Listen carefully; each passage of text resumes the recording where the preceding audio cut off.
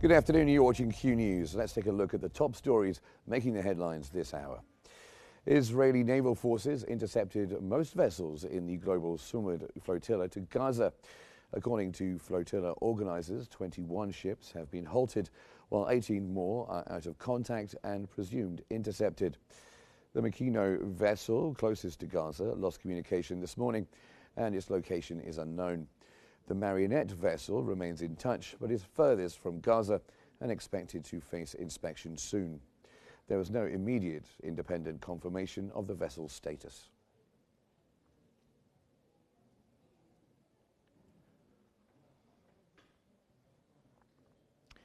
Meanwhile, Israel's foreign ministry said none of the global Qnews flotilla ships reached Gaza.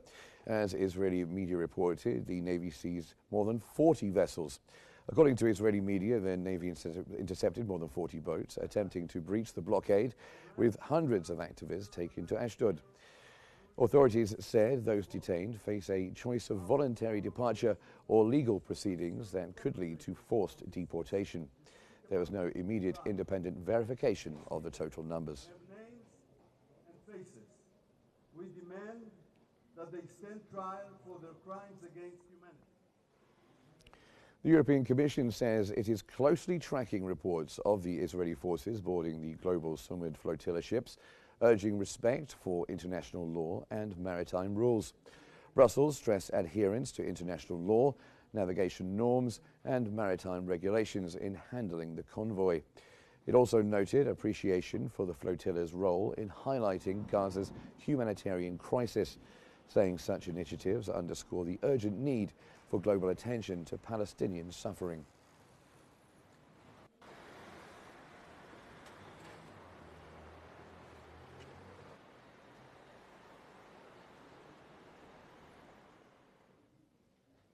And the Palestinian Foreign Ministry condemned the Israeli occupation army's assault on the global Qnews flotilla, calling it a breach of international law and humanitarian principles.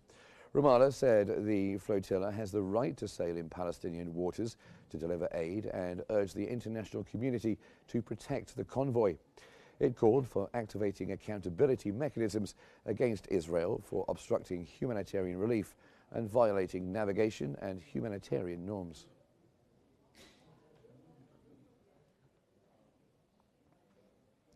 Gaza health authorities say the death toll has surpassed 66,200, with more than 168,900 wounded. 77 dead and 222 injured were recorded in the past 24 hours. The Gaza Ministry of Health reported hospitals received 77 bodies and 222 wounded in the last day.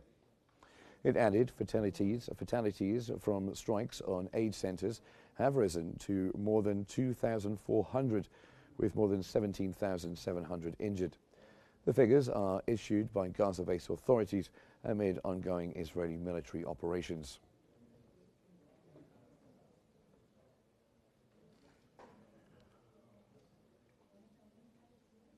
An Israeli airstrike has killed 2 civilians and injured another, targeting a civilian vehicle in southern Lebanon. The Lebanese Ministry of Public Health confirmed the attack, with emergency teams swiftly evacuating the injured. Despite a ceasefire agreement that went into effect on November 27th, Israeli occupation forces remain stationed at key points in southern Lebanon, continuing to breach the terms of the deal.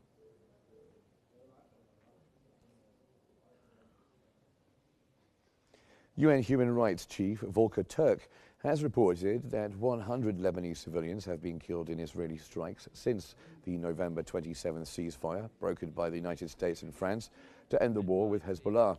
Turk called the continued loss of civilian life tragic and urged renewed efforts to achieve permanent halt to the violence.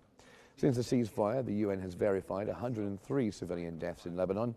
Turk has emphasized that there have been no reports of killings from projectiles fired from Lebanon toward Israel since the agreement. For more than 57 years, people in Gaza. Russia condemned the restoration of UN sanctions on Iran, calling it an illegal move driven by European powers that worsens the nuclear dispute. MFA spokeswoman Maria Zakharova accused the UK, Germany and France of manipulation behind the Riyadh position, saying it further inflames tensions over Iran's nuclear program. European governments argue the measures address mounting proliferation concerns. The rebuke comes amid a broader standoff over Tehran's activities and Western efforts to tighten enforcement.